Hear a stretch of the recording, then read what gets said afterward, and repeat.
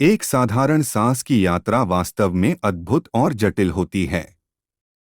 जब हम सांस लेते हैं तो ऑक्सीजन युक्त वायु हमारे नाक या मुंह के माध्यम से हमारे शरीर में प्रवेश करती है। इस यात्रा की शुरुआत हमारे श्वसन तंत्र से होती है। सबसे पहले वायु हमारी नाक के बालों और म्यूकस झिल्ली द्वारा फिल्टर की जाती है। इसके बाद यह वायु हमारे श्वासनली से होते हुए फेफड़ों में प्रवेश करती है। फेफड़ों में वायु ब्रोंकाई और ब्रोंकियोल्स नामक छोटे छोटे मार्गों से गुजरती है, जो अंततः अल्वियोली नामक छोटी थैलियों तक पहुंचती है। अल्वियोली में ऑक्सीजन रक्त में घुल जाती है और लाल रक्त कोशिकाओं में हीमोग्लोबिन से जुड़ जाती है। यह हीमोग्लोबिन युक्त रक्त दिल की मदद से पूरे शरीर में प्रसारित होता है। दिल के पंपिंग से ऑक्सीजन युक्त रक्त धमनियों के माध्यम से सभी अंगों और कोशिकाओं तक पहुंचता है। अब शरीर की प्रत्येक कोशिका में ऑक्सीजन की आवश्यकता होती है।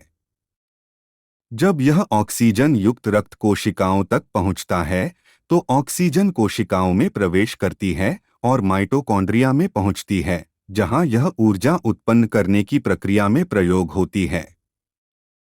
इस प्रक्रिया को सेलुलर रेस्पिरेशन कहते हैं, जिसमें ग्लूकोज और ऑक्सीजन से एटीपी एडेनोसिन ट्राइफॉस्फेट नामक ऊर्जा का उत्पादन होता है।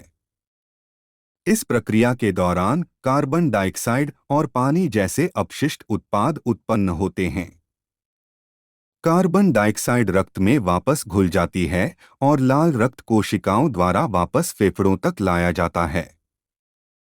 फेफड़ों में यह कार्बन डाइऑक्साइड अल्वियोली में पहुंचता है और फिर हम जब सांस बाहर छोड़ते हैं तो यह हमारे शरीर से बाहर निकल जाती है। इस प्रकार एक साधारण सांस की यात्रा हमारे शरीर के हर हिस्से तक पहुंचती है, जो न केवल हमें जीवित रखने में मदद करती है, बल्कि हमारे शरीर की हर कोशिका को ऊर्जा प्रदान करती है। यह प्रक्रिया निरंतर चलती रहती है और हमारे जीवन की हर सांस में हमें जीवनदायिनी ऊर्जा देती है।